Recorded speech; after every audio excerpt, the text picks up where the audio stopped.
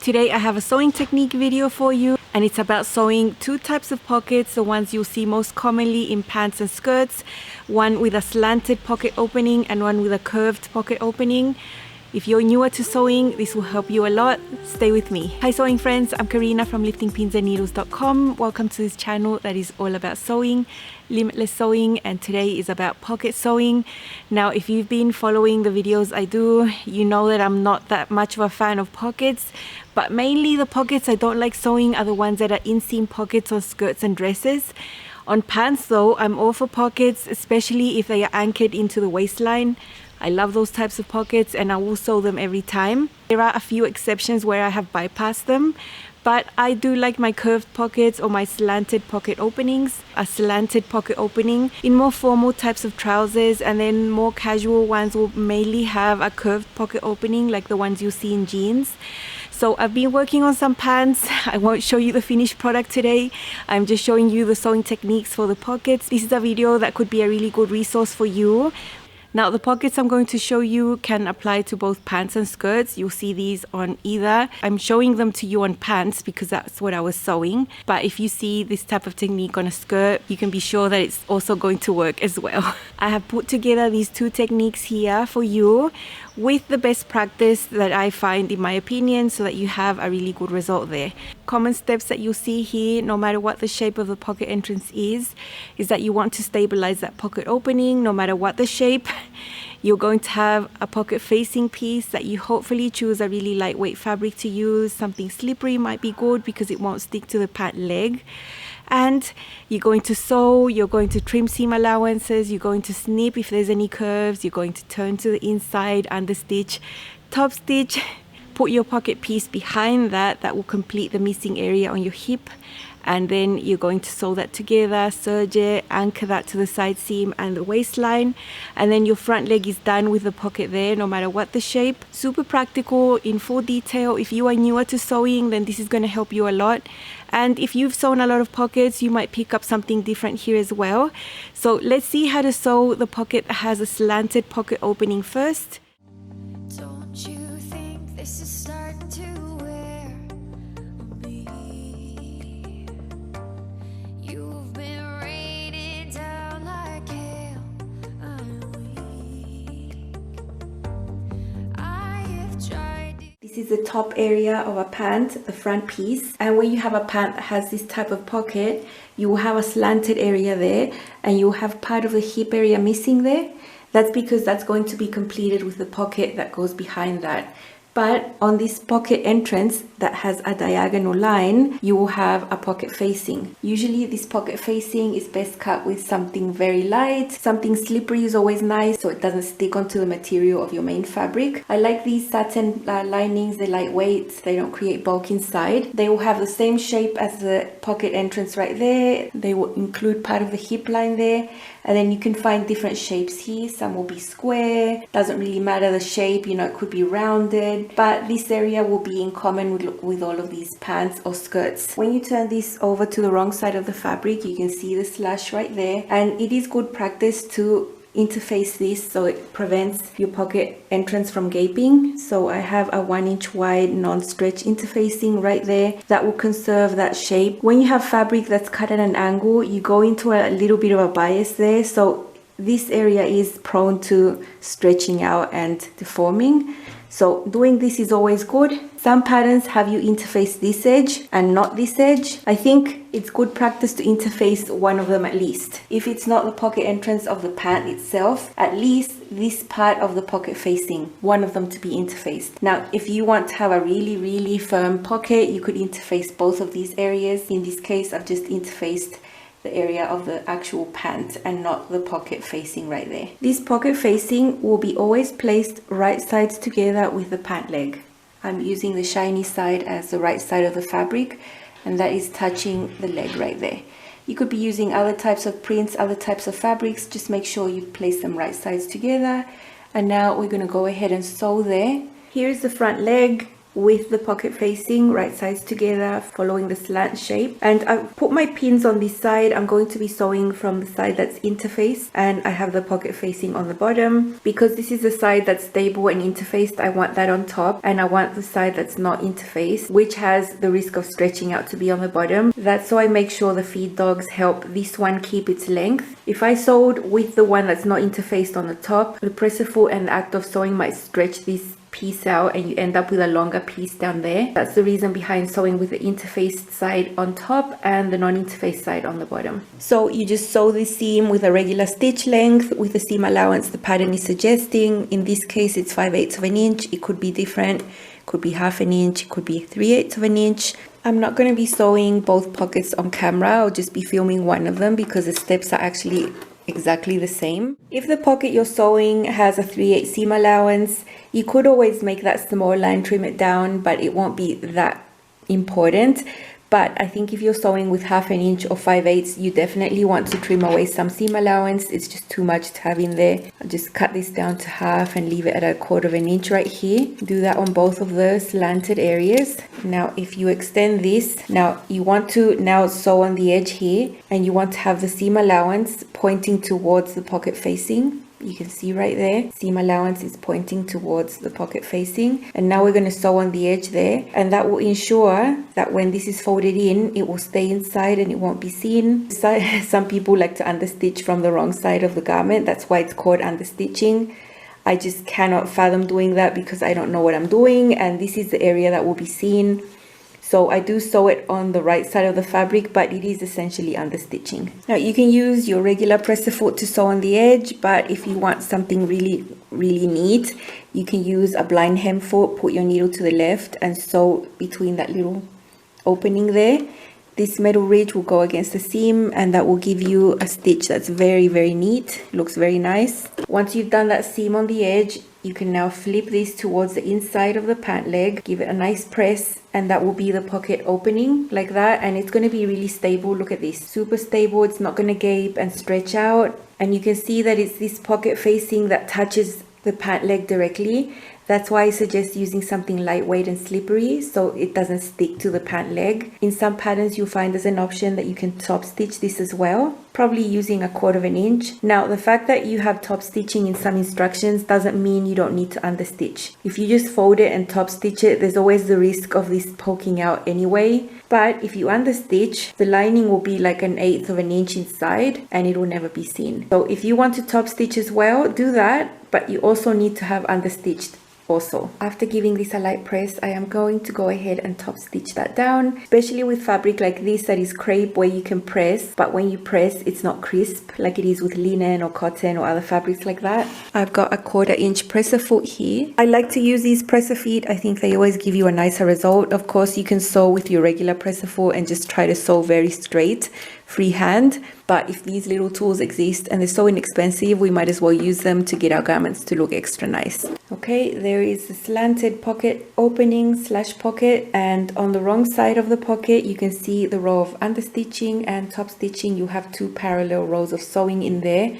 but on the outside you will just see one. This is when we now get our pocket piece. The pocket piece is always cut from the main fabric. It will complete the missing area here on the hip, and you will find the shape that matches your pocket facing right side of fabric on top of the lining piece there, and you will see that part of it includes the side seam there and part of this includes the waistline. So we'll align these together. They will always have the same shape there on the curve around there. We will pin those and sew that together. You can sew this with a smallish seam allowance. 3/8 of an inch is good. So go ahead and sew those 2 pieces together. You keep the pant leg separately of course, and then we'll just serge them to neaten them up.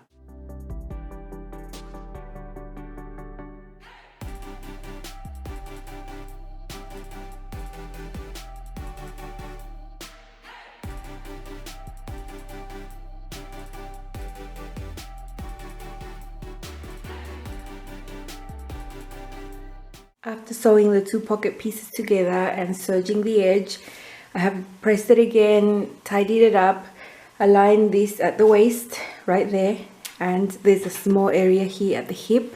Everything needs to lie super flat. That's why I pressed it really well. Now we need to baste along the top of the waist and that little bit on the side seam. This is going to be the side seam. This is where you're going to put your hand inside, and you're going to have all that space to put things. In my case, I sew pockets for decoration purposes. I don't put things in there. You can do this with a regular stitch length.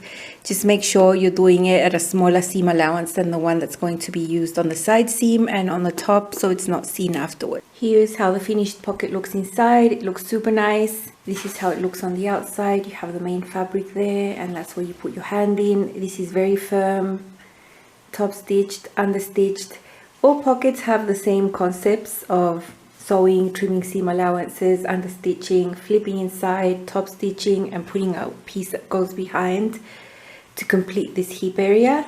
So if it's a curved pocket like this, you will still have a piece that looks like this on the back, and you always find that the pocket lining and the pocket piece always have the same shape like that, which can vary, but the concepts are very the same. Pocket opening is really stable with some interfacing in there. It's not going to deform and start stretching out and sagging and gaping, so that's good.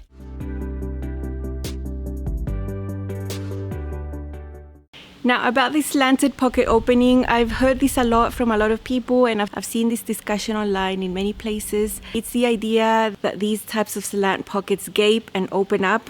I think the only circumstance that's going to happen is if you're making your pants too tight and you don't have enough ease in the hips. So I think if you're choosing the right size, you're not going to have this problem. Why might you end up with tight pants when you think you have chosen the correct size? Maybe you're not measuring your hip circumference at the fullest. I've heard people say my hip is X measurement, but then my fullest part is below. And this is not your hip right here, where the bones are. Where are the bones? Right there. This is a high hip. So this is not the measurement that you use to choose your size on pants. What you use is the full hip. It's usually from the waist down a good distance depending on the body. You know, that crease there, that is usually where the hip is. From the side, you can see I'm at the fullest part of the hip right there. And this is where I would measure my hip circumference. Just normal, you know, nothing too tight. I can still move this like that, and then you would write that measurement down. Your full hip can be in different places, higher or lower according to your body. Some people have a really low full hip because it includes part of the thighs. So you need to really find where the full hip is in reality on your body to choose the size for your pants. Or you might end up with really tight pants at the hips, and that will mean that your pockets might open up. That's just the way it goes. But you might have chosen the correct size for your pants, you've measured your hips correctly, and you have the appropriate ease, and you still might think that these pockets tend to open up. And that's mainly got to do with not stabilizing that pocket opening, that entrance there. You saw me do that with some interfacing, and it works every single time. It gives you a really stable pocket opening there. Remember, it's slanted, it's part bias there, you know. So the fabric will want to deform and stretch out if you don't do anything about that. You will find stabilizing the pocket opening in some instructions, in some patterns, but in others you won't. So it doesn't matter what the pattern instruction says, you know that it's good practice to stabilize that somehow. And if you just do it, you know you are going to get a nice pocket there that it's not going to open up and deform over time. So if you are still concerned and aesthetically you don't like these types of pockets, you might prefer to sew curved pockets, and you'll find these in lots of pant patterns as well. Concepts are very similar, they just look a little different on the top, and you have maybe an extra step. So let's see how to sew curved pocket openings. You'll find these on skirts and pants. Let's see the detail.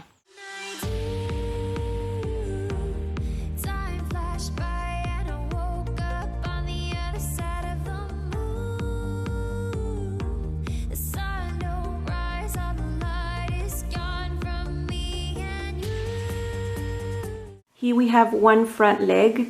This is the crotch curve right there, and this is the curve for the pocket opening. It's different to the one that we just saw that was slanted and longer. The slanted pocket involves more of the hip, whereas this one stays around the high hip opening. And the same as for the other one, we're going to have a pocket facing that will have the shape of the curve right there. Will follow the same shape of the side seam and involve part of the waist on the top. Same thing. Now if we turn this around, I've done this in white so you can see. I have stabilized this area with a narrow strip of interfacing, 3/8 of an inch, and I've just molded it to a curve there. as soon as I finish cutting out the pattern so that this curve is nice and stable and doesn't stretch. I think this is good practice. If you don't want to try this, at least some stay stitching is going to help around this curve so it doesn't start stretching and sagging. This is bias right here. The fabric will want to deform right there, and especially linen. So I've done that, and you can see the common feature is that the pocket opening for the pant is stabilized. Whether it's a curve or whether it's a slant on the other type of pocket, the same concept applies. And the same as I did with the other one, I'm going to pin this together and sew it with the interface side on the top and the non-interface side on the bottom. I'm going to be using 3/8 of an inch seam allowance to sew these two pieces together. You can find different seam allowances on your patterns, of course, but that is what I'm going to use right here. So that is that sewn. I think 3/8 of an inch is okay to leave like this, but you can trim it down a little further, and I will. This will be optional. If the seam allowance your pattern has is bigger, like 1/2 inch or 5/8, you definitely want to trim this down because it is a curve and it will just look nicer if there's less bulk in there. And to differ from the slash pocket opening, in that one you didn't need to snip into anything because there was no curve, but there definitely is a nice curve right here, so you do want to do a few snips. I'm doing this pretty close, about every 3/8 of an inch or so along this curved edge. And now, the same as we did with the other pocket, we are going to understitch. I'm going to open this, extend it, have the lining on my left hand, the main fabric on my right, push the seam allowance towards the lining and understitch it. Sew on the edge right there, keeping the seam allowance underneath the pocket facing piece. That's how the understitching looks, and now we can flip the pocket facing towards the inside. Understitching will keep the facing inside. Usually you're using a different type of fabric inside, so you do want it to stay in there and not be seen on the outside. Now I'm just going to finger press this. I think linen takes finger pressing really well, and it's a huge time saver when you're sewing because you don't have to get up to the iron every second. So I'm just doing a little accordion and voila, finger pressed. Now I'm going to top stitch this down, and I'm going to use a 1/4 inch presser foot to do that, the same way I did with the slanted pocket opening, only this is a different shape. And once you're past this point, all the following steps are the same. Okay, so there we have our curved pocket opening. In this case, my pocket piece is a solid black linen because I ran out of this main fabric, so it's fine. It will just be in that little area and it will be black, and that's what's going to go underneath and complete this hip area. That's where you're going to put your hand inside, and you can see that it involves the sort of high, mid-hip high area, not the full hip like a slat pocket does. On the other side, it's the same thing as the other pocket. You have your pocket facing, you put your pocket piece on top, following the shape right there, aligning everything, sewing these two pieces together, serging them, and then basting it on the hip and then on the waist. Exactly the same as we did with the other pocket, only that it's got a different shape. So you can see that all these pockets have the same ideas, the same basic steps. Here I'm sewing the two pocket pieces together. I'm just using a 3/8 seam allowance. I think that's a good seam allowance to use. This is a curved seam. Go slowly if you want them to look nice inside, and then we can go ahead to the serger and just clean these edges up. In this case, I'm not trimming away seam allowances. I'm trying to keep the blade away from the edge, and now I can align this side seam, baste it together, always with a smaller seam allowance than the pant uses. This waistline, there is a risk of it stretching out so much that then your waistband doesn't fit. Your waistband turns out smaller than your pants. And it's not because you've cut anything wrong. I'm just going to go ahead and stay stitch the whole waist, including this pocket piece on the top, all the way up to there. And I already stay stitched that area there.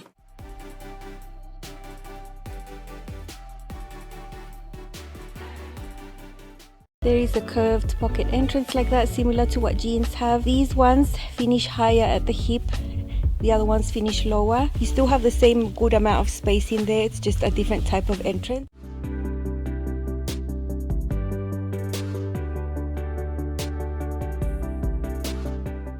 You see that the main concepts are super the same.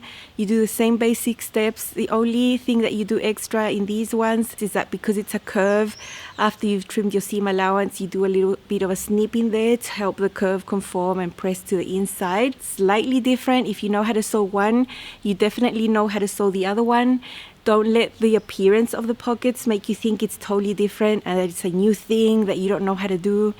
Because if you've done one, you know how to do the other one. The third little piece of content I have for you is if you like to make pattern modifications, and I know a lot of you do. I know there's a large group of you who do not like doing that. You like sewing the pattern as it is, and if there's a feature that you like, you'd rather sew a pattern that has that instead of changing the one that you have to have what you like. And sometimes making small modifications might not be something that makes you really confident if you're just starting to sew, but maybe you are willing to make some changes. That's why I like giving you these extra ideas that you can do with your patterns if you are willing to try that. So what happens if your pattern has slanted pocket openings? You've done that, you like how the pants fit, and we know how difficult it could be to get a pattern, make modifications, have it finally fit you, and you're super happy. We know that. So if your pattern has the slanted pocket openings, why not make changes so you can use the same pattern that already fits you to look a little different? I'm going to show you how you can easily modify that slanted pocket opening into a curved pocket opening so you can have a different look. The curved pocket opening will be shorter on the top. It won't reach the middle of the full hip. It'll stay around the high hip, and it'll give you just enough space to put your hand in. So if you want to make that modification to your pant that has a slanted pocket opening, you can see how to do it in the next clip super easily. Here you can see the top part of a front leg, and you might find a pattern that has slash pocket openings. So this is the hip right there, and you'll find a slanted line. Usually these pockets are optional, so you'll see the completed piece right there. In some pants, you'll find that they're not optional, so that can change. In this case, it is optional, so you have that slant there. And you can make your pants with or without pockets. You would just cut your front piece completely and not have pockets, or you could fold this away and cut away, and this will be the slant and it will be the pocket entrance for your hand. So what if you just wanted rounded pockets similar to the ones you see in jeans? These are usually higher up and have a rounded shape, and it's just another option if you just want to do it differently and you like the fit of your pants already. I'm just going to give you a basic guideline that I do when I want to make a change like this. From the corner here, measure 4 inches out this way along the waistline. From the same corner, measure 3 inches down on the side seam. Draw a rectangle right there. From the corner of that rectangle, measure about 3/4 of an inch this way, diagonally. And then you can just draw a curve like that. You'll have enough space to put your hand in there with this basic measurement. 4 inches across the waist, 3 inches down the side seam, curve it out. Your pants will have a pocket piece that goes behind here, and you cut from the same fabric. This will go behind there, and that completes the hip area. Well, you can use the same pattern piece to create a new pocket lining. What I've done here is just trace another one of these pieces. It's exactly the same. What I did was take this piece of paper and put it behind here, making sure everything matched on the top, on the waist, on the side seam. And then with my tracing wheel, I put it over the green line to get that curve there. And I got the curve, marked it with a pen, cut this out, and now this will be the new facing piece. That will be what you sew on, right sides together, sew it there on the curve, flip it to the inside, and then you won't have this. When you cut your front pant piece, if you want to do this pocket, you would also trim away this, and that would be the shape of the pant. So let's cut this out. That is how your front piece would look if you want to do this pocket, and this facing would match right there. So the technique is the same as if you're doing the slant pocket. It's just the same, you just have a different shape now. You'd put these right sides together, sew it, clip into these curves, understitch, flip this to the inside, and then put your pocket piece on the back. Because this is from the main fabric, that will complete that missing area. So give this a go if you like the fit of your pants that have slant pockets and you want to try a different type of pocket. These are the ones you will typically see in jeans, and it's that easy to do. I'm not showing you the completed pants. You will see those very, very soon on the channel. I just wanted these techniques to be in a separate video because they can apply to any pant or skirt pattern, not necessarily the pattern I was sewing. And it's just always easier for you to find on YouTube. If you type pockets, you'll find my videos easier that way instead of linked directly specifically to a pattern, because the technique is sort of universal. You'll see it everywhere. So I hope this is helpful. These two techniques are the basics and will get you through a lot of patterns. The concepts are all there, best practices, and I hope you have fun sewing all these pockets on your pants and your skirts. I will see you again tomorrow with another video and you can see these pants completed. Thank you so much for watching. Bye.